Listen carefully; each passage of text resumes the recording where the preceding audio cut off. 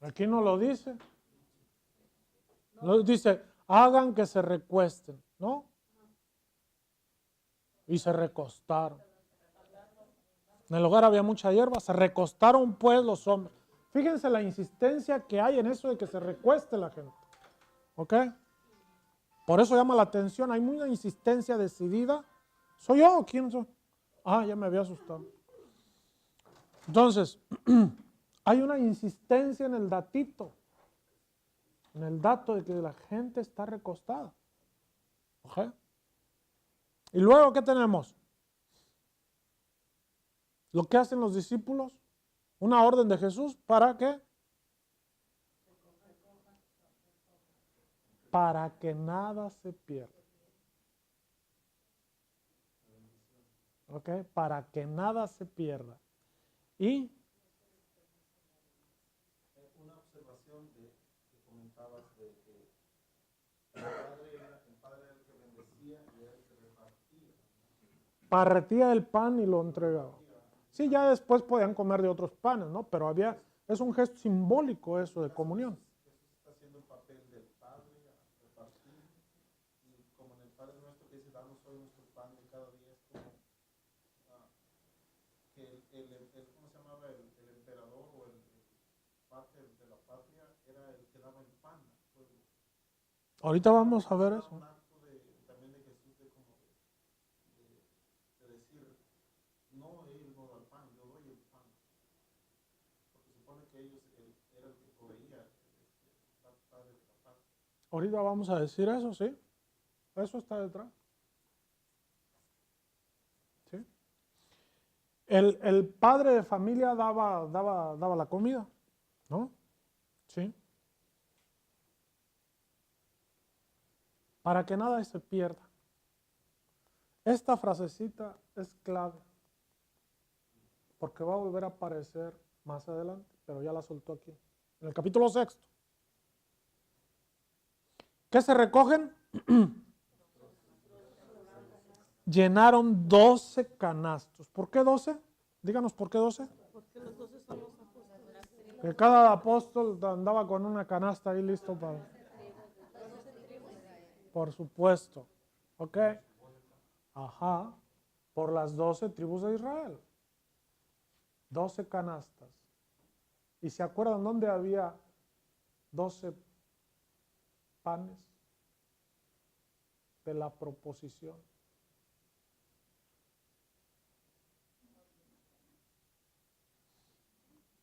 En el templo de Jerusalén. ¿Se acuerdan qué había en el arca de la alianza? Ok, todo eso viene aquí asociado. En el arca de la alianza, entre otras cosas, estaban guardado una jarra con el maná, ¿no? Que le dijo Dios a Aarón que la guardara ahí. Dijo Moisés, sí, Moisés Aarón. Ok. Esa arca de la alianza con ese maná iba a aparecer. ¿Qué más había en el arca de la alianza? Ajá, la vara de Moisés, de Aarón, y las tablas de la ley, los mandamientos. Ok. Ese era el arca de la alianza. ¿Ah? ¿De la Torá? No. No. ¿Qué más tenemos acá? Verso 14 y 15. ¿Qué dice?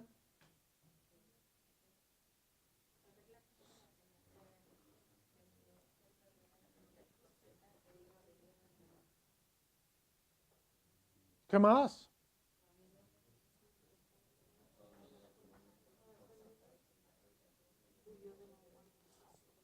Ok. ¿Qué les llama la atención de ahí?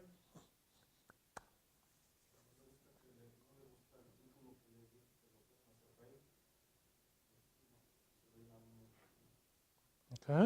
Porque Jesús se les escapó, vamos a decir, ella la gente, porque como él decía, aún no era la hora. Pero si estaba en el monte, se bajó a repartir y se volvió a subir al mismo monte. Se fue a otro monte. Aquello es puro cerro. Aquello todo es cerro. Aquí tenemos varias cosas que tenemos que decir. ¿Cómo aparece Jesús al principio? ¿Qué sabe Jesús y qué sabe Jesús? Lo que Jesús conoce, ¿no? Sabe. ¿Dónde aparece ya mencionado que Jesús sabe? Ok. ¿Y acá? Ok. Entonces Jesús conoce los corazones de las gentes. ¿Sí? Segunda cosa. ¿A quién le correspondía dar de comer? ¿Y quién era el emperador? La obligación de los reyes es darle de comer a su pueblo. Uno no se explica, ¿sí?, por qué si aquí la gente quiere hacerlo profeta, luego Jesús sabe que lo quieren hacer rey. Jesús, ok, porque la conexión es que este profeta, la gente ve la señal, ok, y lo quieren hacer rey. La gente entiende que Jesús está cumpliendo con su obligación de rey. ¿Ok? No es fácil ese brinco ahí, si no tenemos en cuenta que los reyes tienen la obligación de cuidar a su pueblo, la seguridad y darle comida. Cuando eso no sucede, no tiene caso tener reyes o gobernantes. No tiene caso. ¿Para qué sirven? Esa es la obligación primera. Y por eso está anclada una tradición aquí. Si esto ancla en una tradición, ¿no?, de las obligaciones del rey. Y por supuesto que Yahvé, Dios, es el rey de su pueblo. ¿Qué más tenemos aquí? Para terminar, quiero decir algo sobre la cebada. Pues ya lo dije, ¿no?, que el trigo estaba muy caro. La cebada era la comida de los pobres. Bueno, de los animales, la hierba y todo, ¿no? Pero el grano pues era de donde, ¿sí?, la gente pobre comía. Lo que comía era lo usual, lo de la dieta diaria.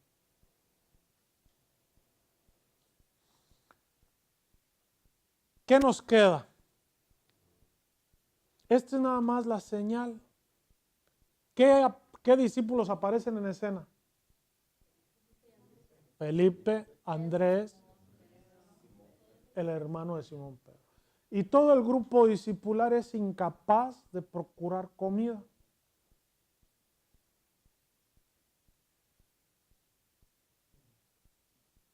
¿Ok? Jesús sí. ¿Y de qué se vale? De alguien que no es del grupo de discípulos. Detrás de esto tenemos también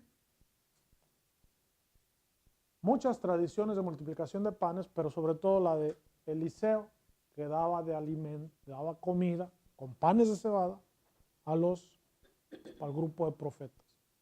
¿No? En el Antiguo Testamento tenemos esa tradición también ahí. Ok.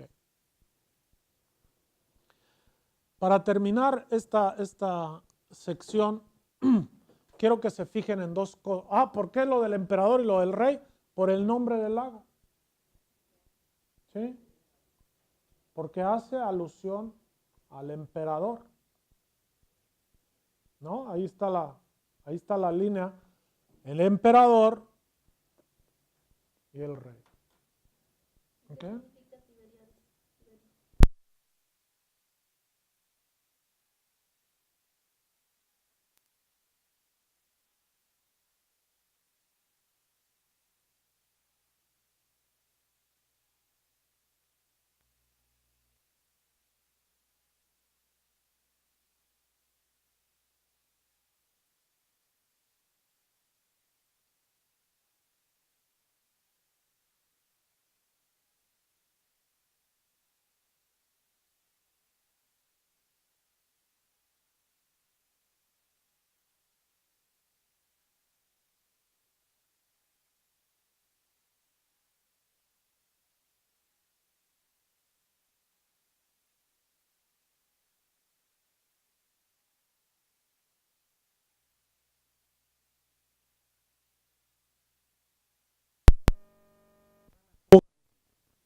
aguantó la presión social. Luego tenemos versos 16 a 21. Fíjense qué curioso. Al atardecer, bajaron sus discípulos a la orilla del mar y subiendo una barca se dirigían al otro lado del mar, a Cafarnaúm. Había ya oscurecido y todavía Jesús no había. Soplaba un fuerte viento y el mar comenzó a encresparse. Cuando habían remado unos 25 o 30 estadios, ven a Jesús que caminaba sobre el mar y se acercaba a la barca y tuvieron miedo. Pero él les dijo, soy yo, no temáis. Quisieron recogerle en la barca, pero enseguida la barca tocó tierra en el lugar a donde se dirigían. ¿Dónde aparece el narrador?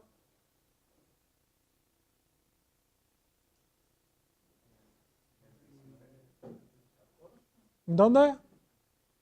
Díganlo, ¿dónde? ¿Qué hay en el 19? Cuando habían remado unos 25 o 30 estadios, ven a que Jesús caminaba sobre el mar y se acerca a la barca y tuvieron miedo. Pero está describiendo esa parte. Fíjense, pónganse ustedes, encadenen las acciones una con una. ¿Ok?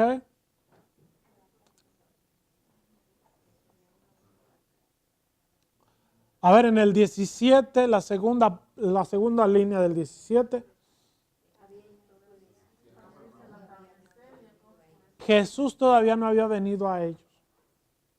Es una prolepsis. ¿Prolepsis? Una anticipación. Todavía no. El narrador cuenta lo que va a contar después. Dice lo que va a contar más tarde.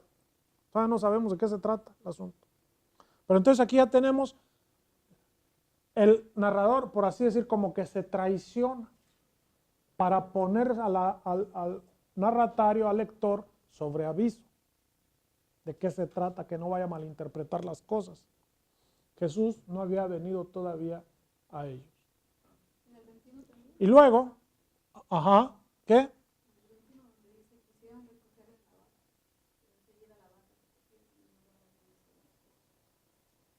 ¿Qué miraba usted ahí?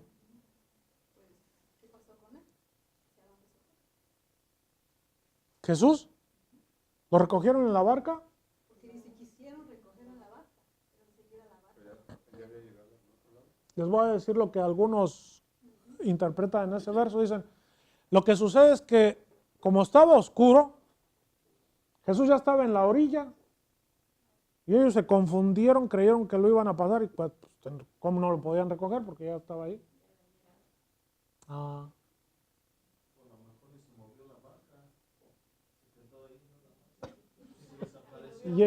Y estuvieron remando así como dando vueltas como mayates amarrados de un... ¿No?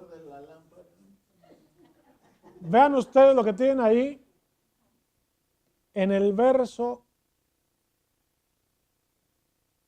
19.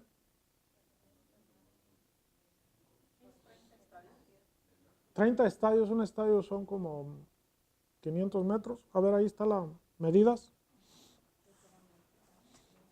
No.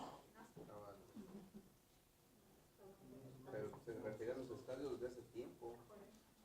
Es que no me acuerdo si son 1800 o 500. ¿Tiene las ligas menores? En eso de las medidas, sí, no hay siempre. A ver, un estadio, un codo, un palmo, una pulgada. Ok. Y no pusieron el estadio, eso es lo que necesitamos.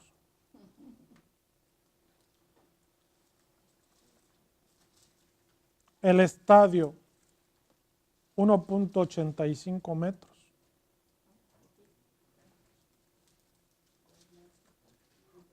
¿2 metros? Nada. Pero es que lo que sucede es que las medidas nunca son uniformes, nunca, no es fácil. Yo pienso que serían más bien 185 metros, pensaría, pero bueno. ¿Qué estaba diciendo? Lo fundamental es esto, lo que ellos ven. Ven a Jesús, caminaba sobre el mar y que se acercaba a la barca. Eso es lo fundamental. Y tuvieron miedo.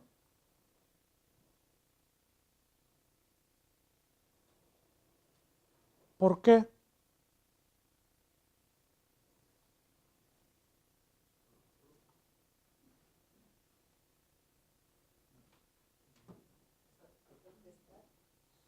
¿Mm? No, aquí no hay tempestad, o sí hay tempestad. Soplaba un fuerte viento y el mar comenzó a encresparse.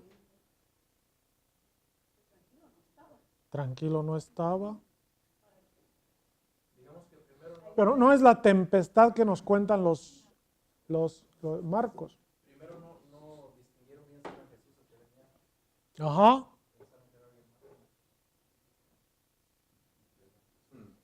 Pero la escena,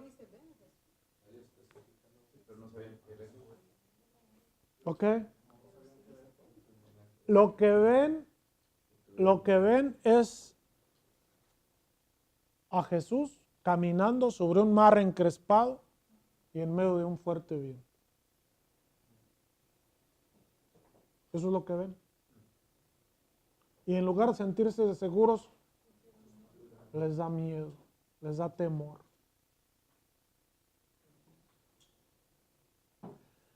¿Por qué les da temor? ¿Por qué les da temor? No lo reconocieron. No, lo que dice es que ven a Jesús. No es que vieran un fantasma como... Hay algo que es muy bíblico. En la Biblia, cuando tenemos la presencia de Dios, los corazones humanos se encogen, se acobardan delante de Él. Les da miedo. Y normalmente viene la frase, es lo que se llama una epifanía. ¿Epifanía? ¿Conocen la palabrita? Epifanía. Una manifestación. ¿Sí? Tenemos la fiesta de la Epifanía, que es la fiesta del... Antes del bautismo. ¿A qué le llamamos la fiesta de la Epifanía? Como por el 6 de enero. Como el 6 de enero, como que por el 6. Es el 6. No, lo que era la fiesta de los Reyes Magos antes, ¿no? Pero es la fiesta de la Epifanía, que es cuando Jesús se manifiesta al mundo, que aquí está el Hijo de Dios para todos, ¿no? Esa es. ¿No? Esa es la fiesta de la Epifanía, la fiesta litúrgica de la Epifanía. Y la palabrita Epifanía quiere decir algo que se nota, algo que es evidente, algo que, ¿sí? Que se revela, que se da a conocer. Epifanía. Entonces aquí, cuando en el Antiguo Testamento, en los relatos bíblicos, tenemos algo, una manifestación de Dios, una epifanía o una teofanía, que es una manifestación de Dios, una teofanía, normalmente enseguida tiene una frase que dice, no temas. Porque, sí, aquí les dice, soy yo. ¿Sí? Soy yo, no tengan miedo. Dejen de temer. ¿Y qué es ese soy yo? El gran soy yo de Moisés, que cuando le reveló el nombre a Moisés. Ok. El Dios, cuando le preguntan el nombre, dice, diles que soy yo. Yo soy, ¿no? Esa es la presentación del nombre de Dios. El yo soy tiene muchos nexos con las profecías, muchas de Isaías, ¿sí? La seguridad de la presencia de Dios.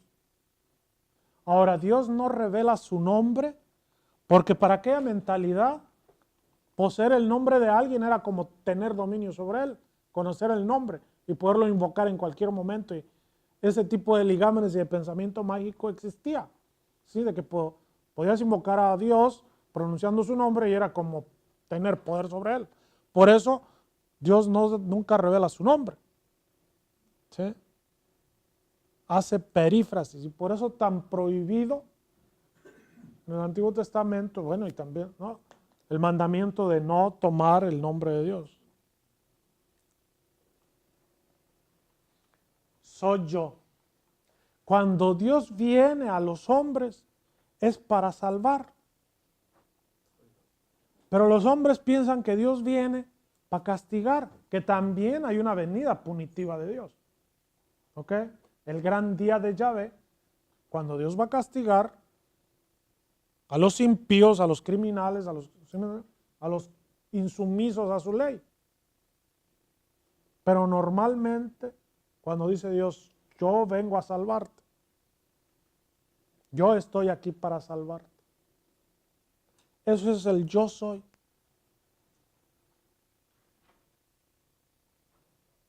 Pero aquí brinca a otro nivel. Ellos quieren recogerle en la barca. Es decir, como si ellos lo quisieran salvar a él, pero eso es imposible. ¿Ok? Eso no va por ahí. Y el mismo movimiento nos lo vamos a encontrar en el lavatorio de los pies con Pedro. ¿Sí? Que dice Pedro, yo daré tu vida por ti. Y Jesús le dice, de veras Pedro, darías. ¿Por qué? Porque no se trata de que tú des la vida por mí, Pedro. Tú no estás extendiendo la pichada. Soy yo el que estoy dando la vida por ti.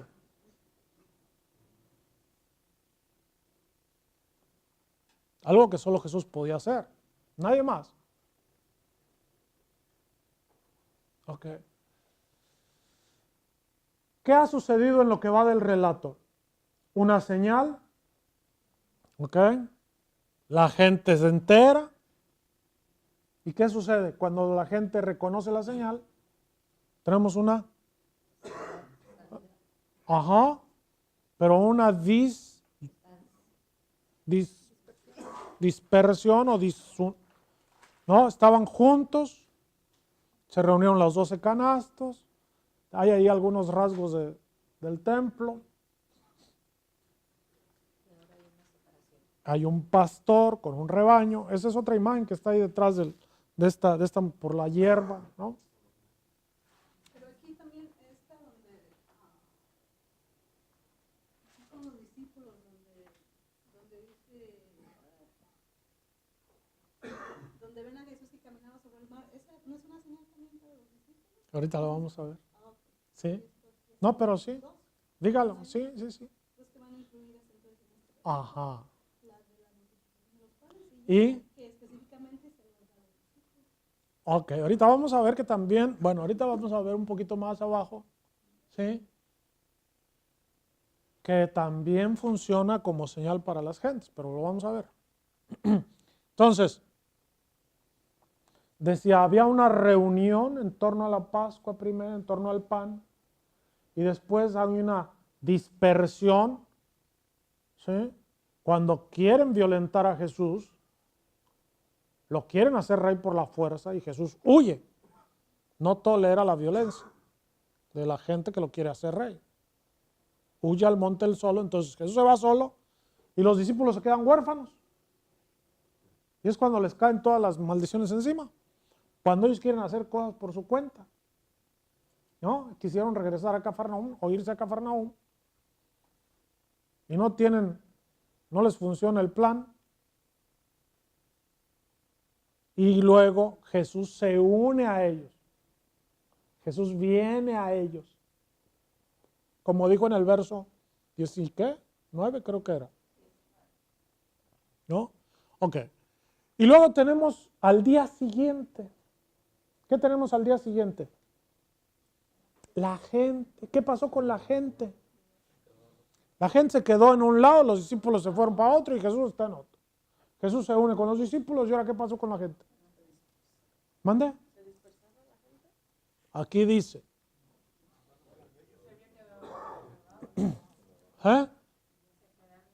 Se quedó al otro lado del mar y vio que allí no había más que una barca. Conste que no habían dicho nada de barcas.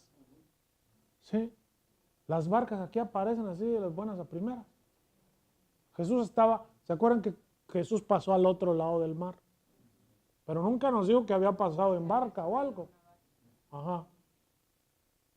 Acá aparecen las barcas. Vieron que no había más que una barca. O sea, ¿en cuántas irían?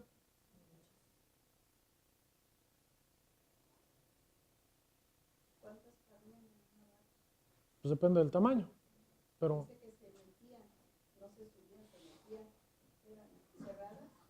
entonces habría, de las que se conocen, habría de dos tipos. Se conocen unas bastante grandes. Unas bastante grandes, por cierto. Acá, si teclean ustedes ahí en Google la barca de Tiberíades o la barca del mar de Galilea, es una cosa bastante respetable, pues, para el tamaño del lago. Lo que quiere decir, Que llevan a uno la travesía de Tiberíades al otro lado, ¿verdad? bueno, ahorita sí. Ahí, y es un barco grande. Sí, ahorita sí. No, sí, pero, Es una réplica de los barcos que usaban pero en los en tiempos, aquellos tiempos, según ellos. pero lo que nos habla también de que, y no serían nomás 5 lanchas las que habría o 5 barcas las que habría, no, o sea, había una sobreexplotación, ¿sí? de la pesca. Sí, sí, sí. Se sobreexplotó al grado que, pues bueno, se acabaron. Sí. Pero si ustedes teclean la barca del lago de Tiberias, está bastante respetable. Lo que no sabemos es de qué tamaño serían estas barcas. No había más que una barca. Quiere decir que por lo menos habría otra. ¿Sí? Entonces habría una.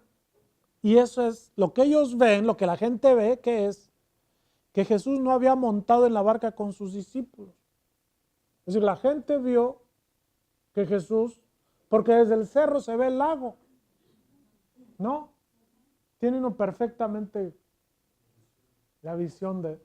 Y la gente parece que no se fue a sus casas, se quedó allí. Lo que haya sido. Pero ahí está.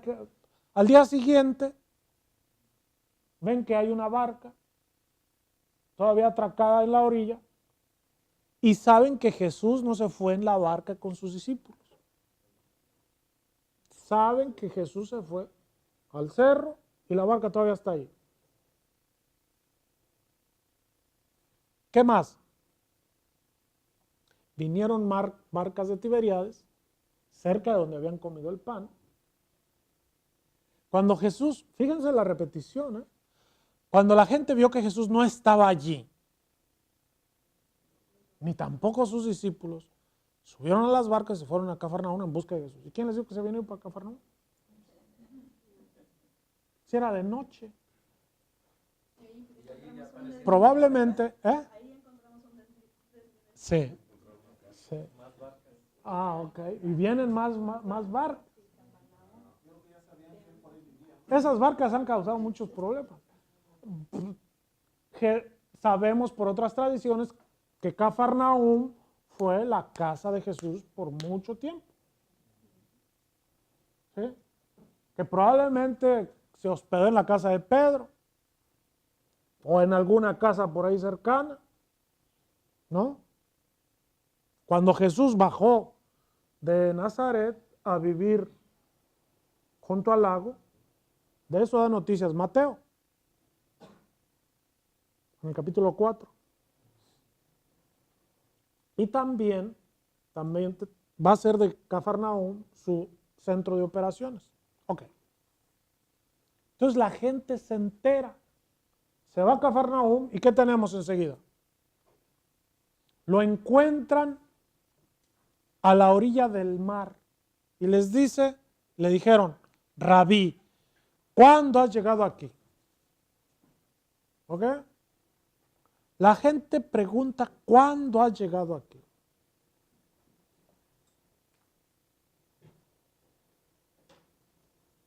Que no nos dimos cuenta. La respuesta de Jesús, ustedes me buscan porque han visto señales, no porque habían visto señales, sino porque comieron de los panes y se llenaron. Y empieza un discurso muy largo, 70, hasta el verso 71. Pero hay otra escenita al final.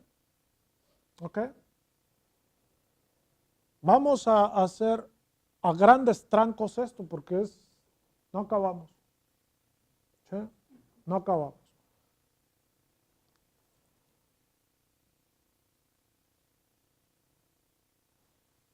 La siguiente frase de Jesús, vamos a ver el diálogo nada más para irnos a las garnachas ya.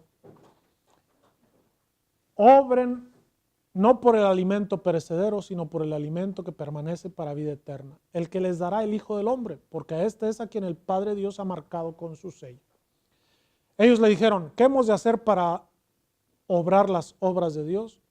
Jesús les respondió, la obra de Dios es que crean en quien Él ha enviado. Entonces ellos le dijeron, ¿qué señal haces para que viéndola creamos en ti? ¿Qué obra trabajas? El texto griego dice, ¿qué obra trabajas? Nuestros padres comieron el maná en el desierto, según está escrito, pan del cielo les dio de comer.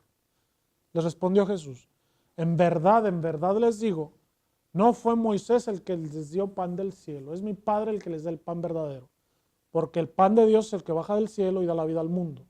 Le dijeron, Señor, danos siempre de ese pan. Les dijo Jesús, yo soy el pan de vida, el que venga a mí no tendrá hambre, el que cree en mí no tendrá sed. Pero ya les he dicho, me han visto y no creen. Todo lo que me da el Padre vendrá a mí y al que venga a mí no lo echaré fuera, porque he bajado del cielo no para hacer mi voluntad, sino la voluntad del que me ha enviado. Y esta es la voluntad del que me ha enviado, que no pierda nada de lo que Él me ha dado, sino que lo resucite en el último día. Porque esta es la voluntad de mi Padre, que todo el que vea al Hijo y crea en Él, tenga vida eterna y que yo lo resucite el último día. Y luego aparecen unos judíos de buenas a primeras. En Galilea. ¿Sí? Ok. Entonces, hasta aquí llega un desarrollo, hasta el verso 40. ¿Ok? De aquí, ¿qué buscan? Y una pregunta normal. ¿Qué buscan? ¿Qué están buscando? ¿No? A nosotros a lo mejor el término nos parece como muy agresivo, ¿no? Porque lo usamos así como para decir, ¿qué buscas o qué? ¿No? Es un tanto así como a la defensiva ¿no? Pero ese no es el tono que tiene ahí. ¿No? Es que están buscando. ¿Qué? Eso es como decir en qué les puedo servir. ¿No? Nosotros diríamos así. How can I help you? ¿No? Dicen aquí en la... Pues no me ayudes con nada, yo estoy bien. O sea, es la misma evocación. ¿Le suena la palabrita evocar? Son evocaciones de lo que encontramos en las escenas discipulares. Entonces aquí también de por medio hay discipulado. Pero va a haber un discipulado que no es exitoso, sino que va a ser frustrante, o se va a frustrar al final, ¿no? Pero hay un enroque, una evocación, con los modos como el narrador lleva la cosa. Jesús desenmascara sus intenciones, ¿no? Les da la razón de por qué lo buscan, ¿sí? Hay una búsqueda, pero hay una búsqueda motivada por el estómago, no van al grupo bíblico por las garnachas, no por aprender. ¿No? ¿Cómo supieron? Y les dice por qué sí tiene que estar motivada la búsqueda.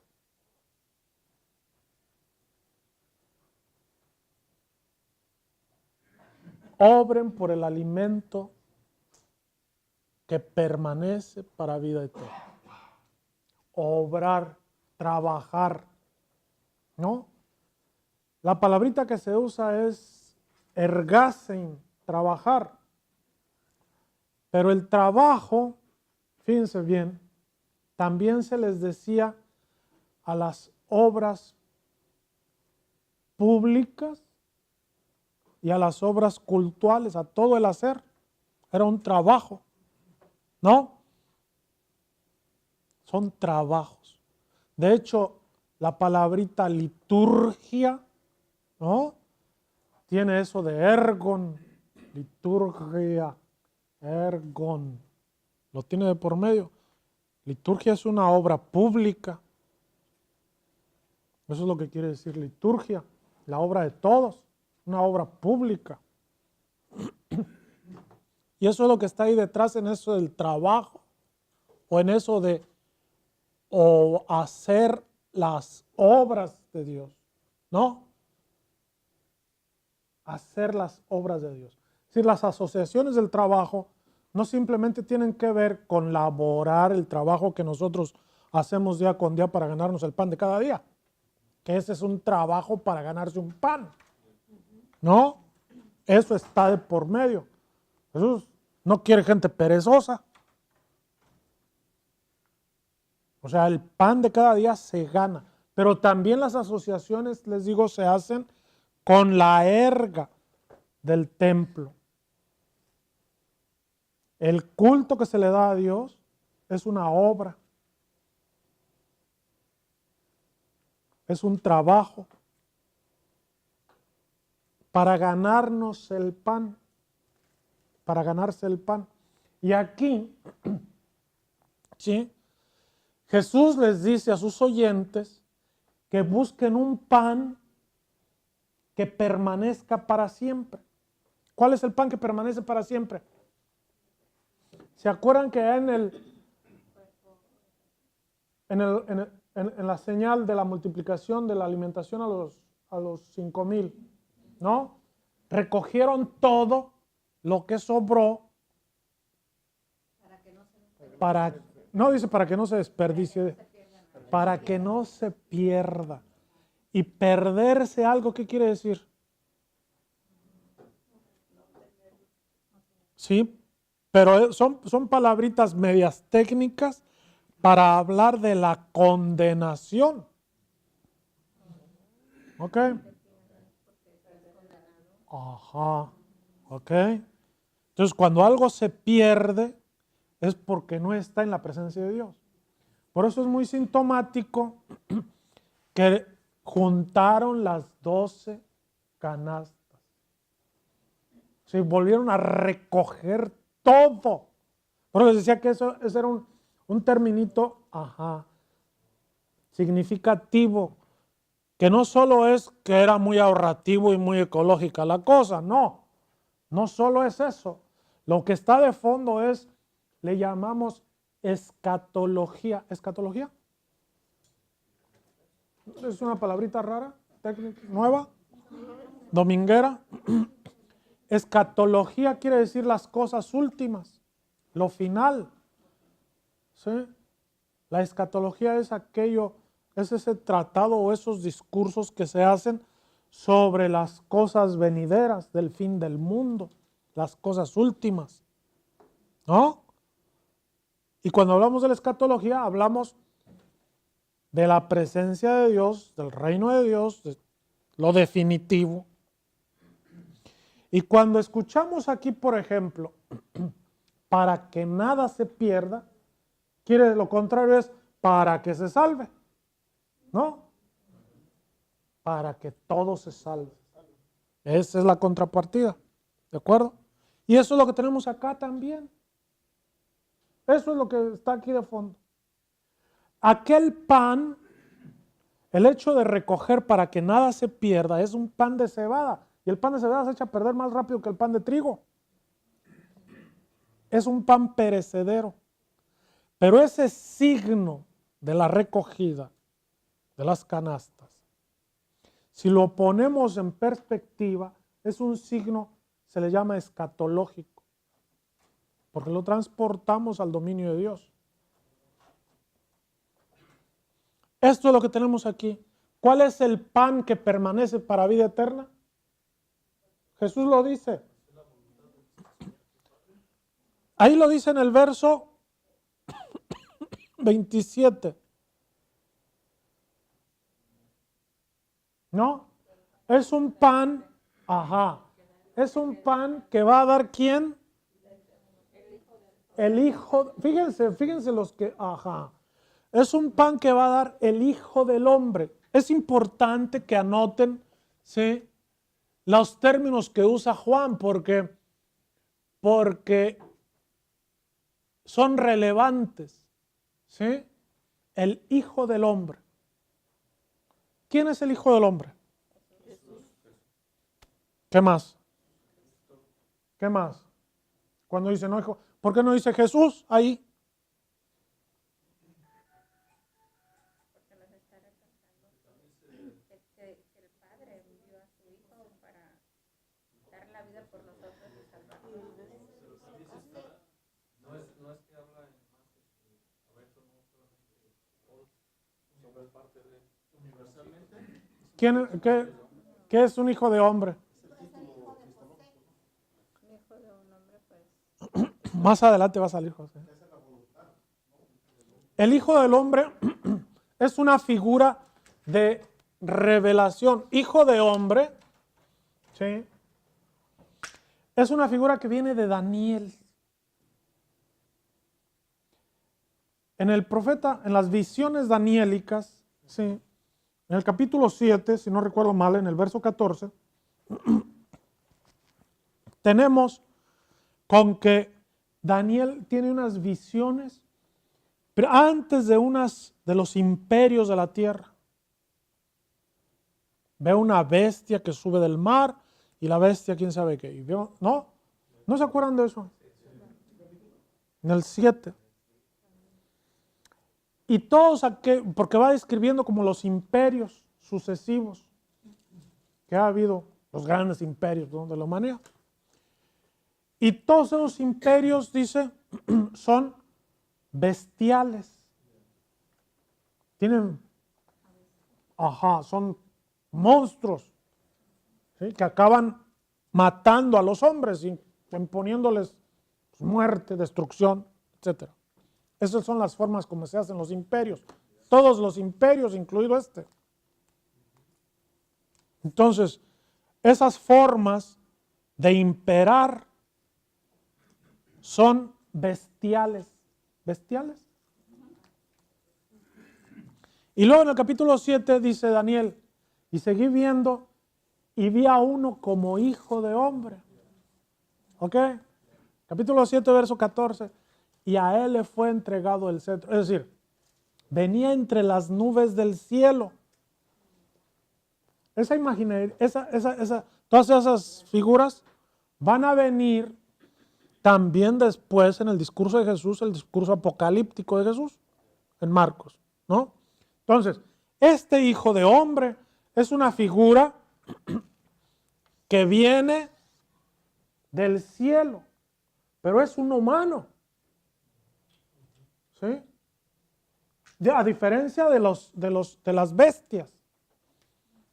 Y a este se le va a dar, porque viene de arriba, ¿ok? De arriba, del cielo, ¿no? Porque viene de arriba, nos va a revelar los secretos de Dios. Por eso se dice que la figura del Hijo del Hombre es una figura de revelación o una figura revelatoria, porque viene de arriba. ¿Y viene para qué? Para hacer eficaz o efectivo el reino de Dios, el imperio de Dios, ¿no? Que es un imperio diferente a los imperios bestiales que la humanidad ha visto. Esa es la visión de Daniel.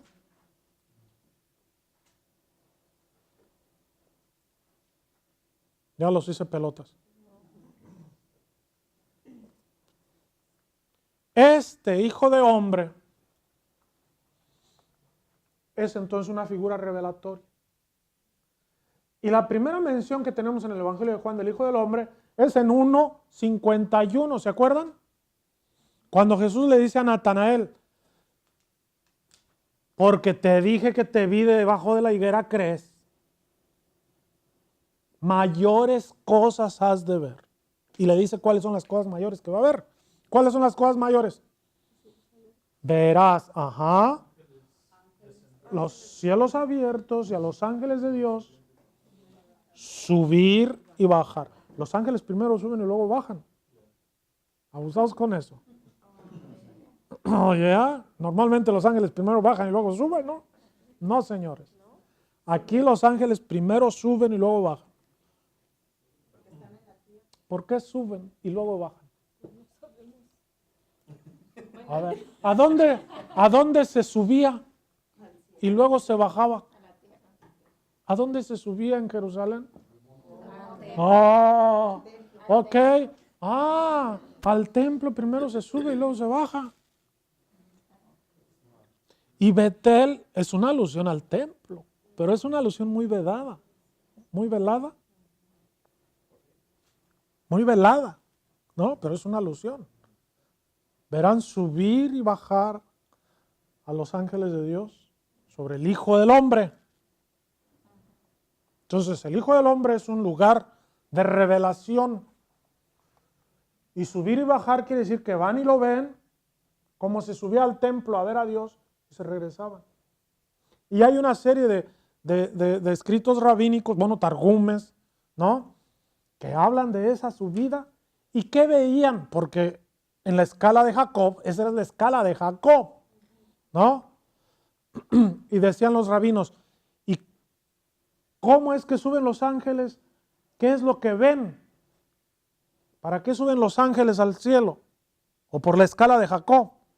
Y suben y ven, decían los rabinos, ven el nombre del Mesías y bajan para decírselos a los humanos. Ok. Entonces se trata de descubrir quién es el Mesías. Porque el Mesías está oculto. Vive entre los hombres, pero nadie lo conoce. Va a vivir como desconocido hasta que llegue el momento de su revelación, de su epifanía. Esa era otra de las especulaciones mesiánicas. Y cuando Jesús dice eso, le dice eso a Natanael, le está diciendo que él es el Mesías.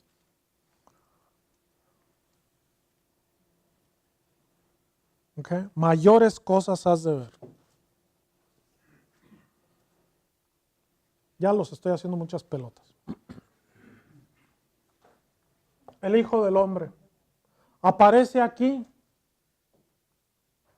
pero el Hijo del Hombre es un hombre que tiene autoridad, el imperio de Dios, el cetro de hierro, el cetro que Dios le da para que gobierne a las naciones, ¿no? Era una varita, un cetro, que significaba el mando, que era el bastón de mando, que todavía en muchas comunidades se usa, ¿no? En comunidades ancestrales, ¿no?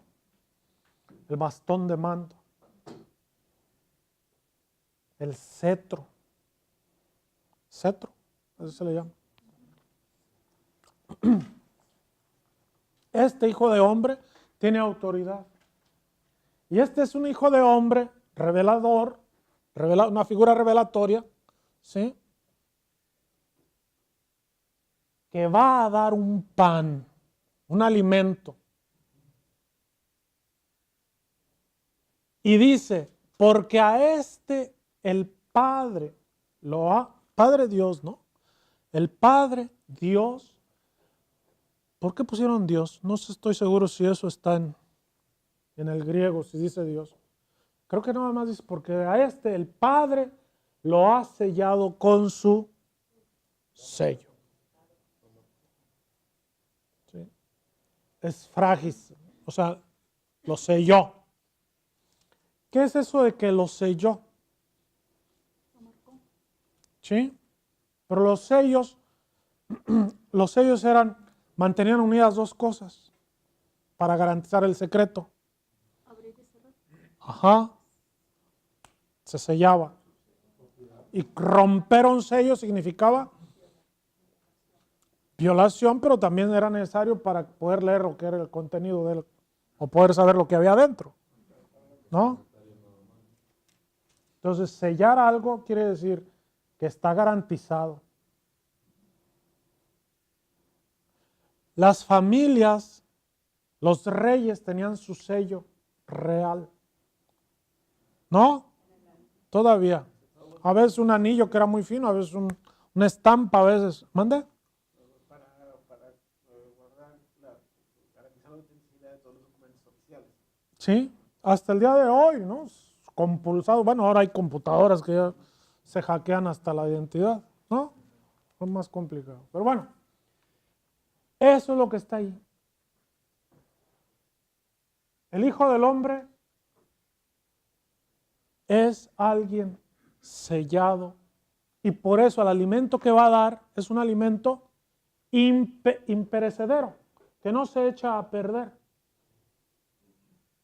¿Qué quiere decir que no se echa a perder? Que dura para siempre. Nosotros lo traducimos por, ¿no? Por vida eterna, por como quieran, ¿sí? Es incorruptible. ¿Se acuerdan del maná? Ah, pues aquí va a salir, ¿no? Enseguida. Right? Va a venir aquí. Ok. Entonces, ¿qué le responden a Jesús? ¿Qué hay que hacer para hacer las obras de Dios? ¿Sí? ¿Y estos dónde aprendieron teología? De repente. ¿Sí? ¿Qué hay que hacer para hacer las obras de Dios? ¿Qué tenemos que hacer para trabajar y ganarnos ese pan? O sea, ellos entienden de que Jesús les está echando un argumento, un discurso teológico. ¿No? Lo pescan. Dicen, ok, pero entonces, ¿qué tenemos que hacer para conseguirnos ese pan? La obra de Dios, porque saben que es de Dios de donde viene Él. Lo reconocen. ¿Qué les dice Jesús? La obra de Dios, la liturgia. ¿Ok? La liturgia de Dios es que crean en el que Él ha enviado. Se van a ganar ese pan imperecedero creyendo en el Hijo del Hombre, en el que Él ha enviado. Una de las notas más características del cuarto evangelio es que Jesús es el enviado del Padre, ¿no? Lo habrá notado ya de las 3 páginas, y otra vez lo envió, y otra vez lo envió, y otra vez lo envió. ¿No? Es sustancial al cuarto evangelio eso, porque Jesús tiene que presentar sus credenciales de enviado, que son sus señales, y va a decir en otro lugar que Dios se las dio para que las hiciera. O sea, Jesús dice, esas señales no son mías. El Padre me las dio. Yo hago solo lo que veo hacer al Padre. En fin, ahí está. ¿Qué tenemos que hacer para hacer la liturgia? Dice, la liturgia de Dios, la obra de Dios, es que crean en su enviado. ¿De veras? Le respondieron, ¿qué señal haces? Otra vez. ¿De qué? ¿Quién le pidió señales a Jesús? En el templo, ajá, los judíos, ¿no? ¿Qué señal haces para que viéndola creamos en ti? Y otra vez, ¿qué obra haces? ¿Qué trabajas? ¿Cómo es que tú te ganas el pan delante del Dios? ¿Qué haces? Fíjense lo que están pidiendo. ¿Qué señal haces? Apenas arriba, ¿no? Jesús les dijo, ustedes vieron señales, bla, bla, bla. No me buscan porque vieron señales, sino porque traen la panza llena todavía. Y quieren más pan. Por eso me andan buscando, no porque han entendido la señal. Y acá vuelve a salir el peine, ¿no? ¿Qué obra realizas? Pero si lo acaban de ver, traen la panza llena todavía. Eso que estoy diciendo es lo mismo que decían los rabinos, ¿sí?, del pueblo. Los rabinos decían del pueblo de Israel en el desierto, ¿sí?, que todavía traían la carne de las codornices entre los dientes. Ajá. Y ya andaban apedreando a Moisés porque no les hacía caso y decían que Dios los había abandonado.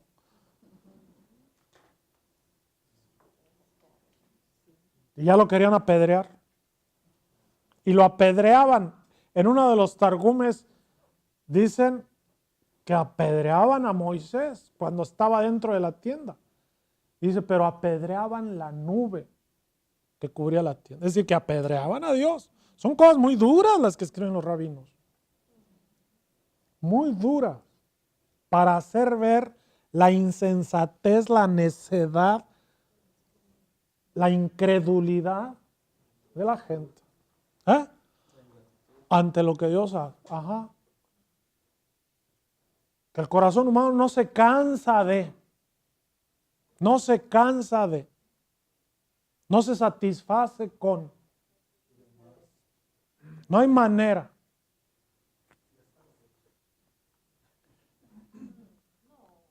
Y le presumen a Jesús. Nuestros padres comieron el maná en el desierto, según está escrito. Pan del cielo les dio de comer. ¿Quién les dio pan del cielo? Ellos están pensando en... ok. Ellos están pensando en Moisés. El que les dio. Ajá. Y Jesús les responde, no fue Moisés el que les dio pan del cielo. A ustedes, ¿sí? A nuestros padres. Lo mismo que sus padres, ustedes son esos. Son ustedes los hijos de esos padres. Acuérdense que todos los israelitas decían así para la Pascua. Todos, y en la noche de la Pascua, en la Haggadah, en lo que se cuenta, ¿no? Se dice, no nuestros padres, nosotros salimos de Egipto. Hay una actualización de la historia. No ellos, somos nosotros. Dios nos ha sacado. Esa es la actualización. Cuando no se hace esa actualización, la memoria no funciona. ¿Para qué sirve la memoria? Se queda como un recuerdo allá en el pasado, y cuando en realidad lo que es la memoria salvífica es actualizarla. La actualización de los hechos salvíficos. ¿No? Entonces, ¿aquí qué tenemos? No fue Moisés. Y acuérdense que allá en el verso 14, ¿qué dijo la gente? ¿Cómo reaccionó la gente cuando se llenó la panza y se recogieron las canastas y todo? ¿Cómo reaccionaron? Verso 14. El profeta que había de venir al mundo. El profeta que viene a venir al mundo. ¿Cuál profeta? ¿Cuál profeta? Vean Deuteronomio 18, 15 a 18. Deuteronomio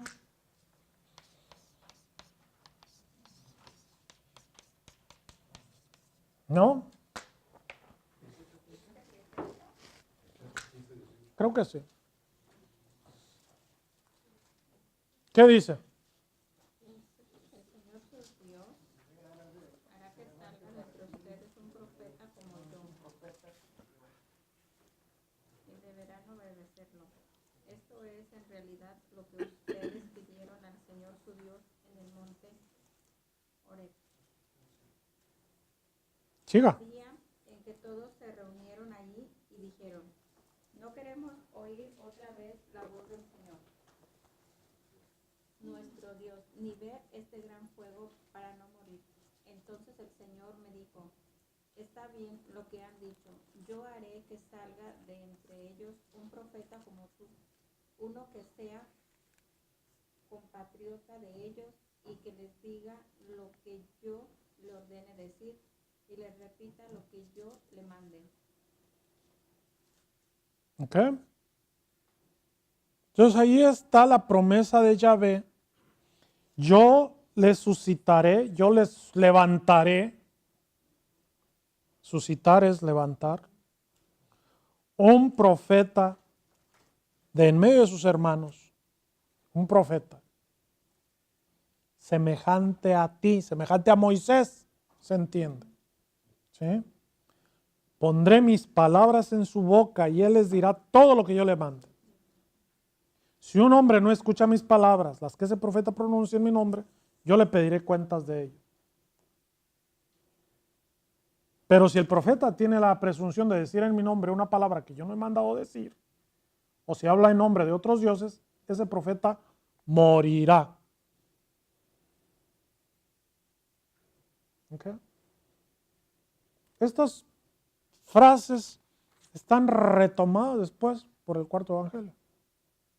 Ahora, la expectativa de que había de venir un profeta mosaico, es decir, parecido a Moisés, es lo que está aquí en el verso 14.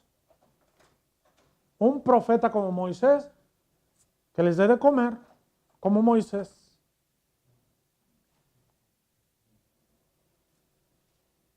Y acá vuelve a salir el peine. El mismo motivo, pero con otra cara. No fue Moisés el que les dio pan del cielo. Es mi Padre el que les da el pan verdadero del cielo. Hay textos de las Escrituras donde dice que Dios les dio pan del cielo. ¿Sí? Hay textos, hay un salmo, hay varios. Porque el pan de Dios es el que baja del cielo y da la vida al mundo. ¿Se entiende? Que da la vida en cuanto que revela, da a conocer a Dios, así le da vida al mundo. Lo dice enseguida.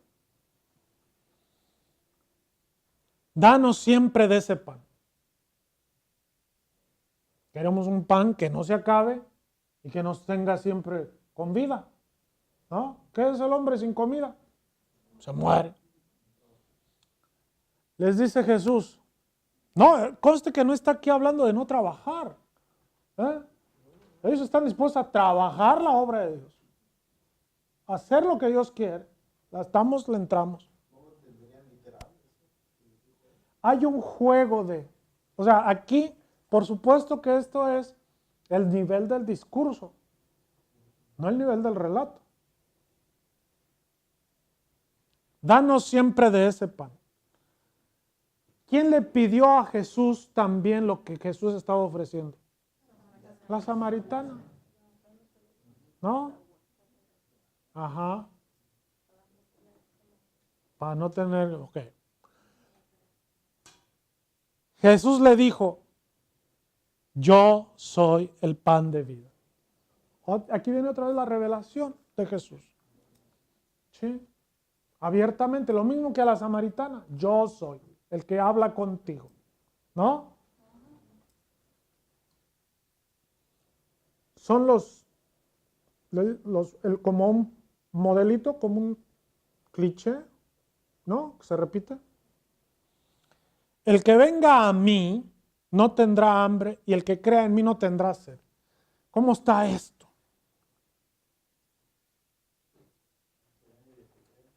El que venga a mí no tendrá hambre y el que crea en mí no tendrá nunca sed. ¿Qué es esto de venir?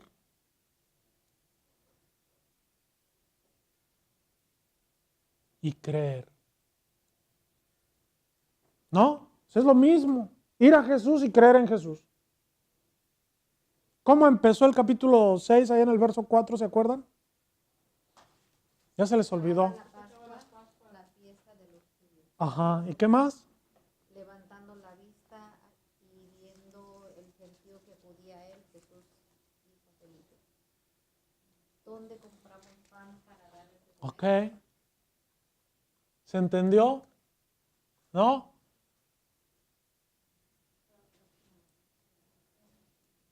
¿No? Ok. Y entonces venir a Jesús, creer en Jesús, ¿sí? Seguir a Jesús. Oh, ya se fue muy grande esto. Ok. son equivalentes. Estamos hablando de lo mismo. Estamos en términos de discipulado, buscar a Jesús. Todo esto hablamos del mismo, de la misma dimensión de estar con Jesús. El que venga a mí, el que crea en mí. Hasta ahorita no dijo nada de la sed, de beber. Es la primera vez que aparece. Pero esto, aquí en este discurso, este motivo ya apareció en el capítulo 4, allá con la samaritana, era el motivo del agua, no del pan. Pero el agua, el pan y después la luz y otros son lo mismo. Hablan de la misma realidad salvífica. ¿Cuál es? Jesús. Por eso le decía, es todo Jesús y solo Jesús. Ahí menciona que lo busca, que va hacia él, pero ¿qué pasa con los que no lo buscan y los que no lo buscan? Pues ellos no. Pero entonces a él no se aplica lo que se había dicho, que realmente, pues obviamente, es Dios. Sí, sí, pero no todos tienen el mismo acceso. ¿Ok? No todos tienen el mismo acceso. No todos andan las mismas rutas. Los que conocemos a Jesús tenemos la opción de entrar por ahí, ni siquiera es obligación. ¿O sí? Es la opción. Pero los que no conocen a Jesús, otras puertas, otras opciones tienen.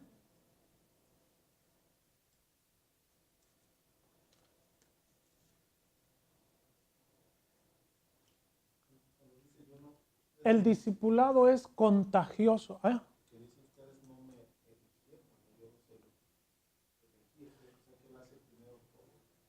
Y tenemos que entender también, ¿sí?, que esta es una perspectiva cultural. Jesús habla como judío y judío de su tiempo. ¿Ok? En este tiempo no hay derechos humanos, no hay perspectiva multicultural, todos estos discursos que nosotros ahora hacemos no se hacían. Simplemente no se hacían. No. Había otras categorías para el mundo de entonces. El mundo se ha hecho más y más chiquito cada vez, ¿no? Se ha hecho más chiquito.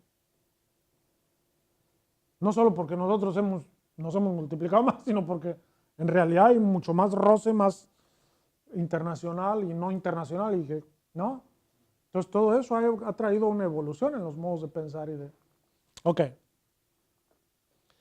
Pero ya les he dicho, me han visto y no creen. O sea, ver a Jesús, etc. Va en la misma dimensión. Todo lo que me dé el Padre vendrá a mí. Y el que venga a mí no lo echaré fuera. Porque he bajado del Padre, he bajado del cielo no para hacer mi voluntad, sino la voluntad del que me ha enviado. Y esta es la voluntad, que no se pierda nada de lo que Él me ha dado, sino que lo resucite en el último día. Entonces, los creyentes en Jesús son un don que el Padre le da a Jesús. Son un don de Dios para Jesús. Es el pan, por así decir, que el Padre le da a Jesús. Y se acuerdan que ya con la samaritana decía, yo tengo un alimento diferente. ¿Cuál es el alimento diferente que tiene Jesús? Hacer la voluntad del Padre. Esa es su comida, esa es su bebida, ese es su todo. ¿No? Ese es su todo. Y acá vuelve a decirlo. ¿Sí? Lo que el Padre le da, son los creyentes. Y Jesús no va a dejar que se pierda nada, ni uno solo de ellos. Aquí no tenemos parábolas de la oveja perdida, de las 99 que no. Jesús no habla así en el Evangelio de Juan. Habla en estas categorías. ¿Y en qué consiste que no se pierda nada? Él lo va a resucitar. Es garantía. Esto es a lo que le llamamos escatología. Jesús, la palabra de Jesús, la palabra del enviado del Padre, del Hijo del Hombre, lo va a levantar de los muertos. Se lo va a arrancar a la muerte.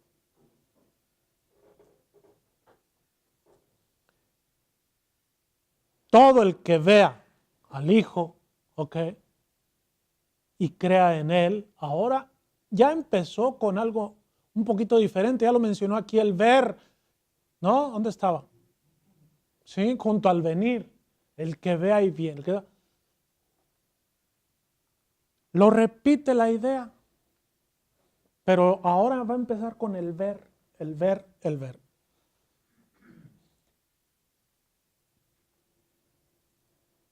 A ese nivel llega el primer desarrollo.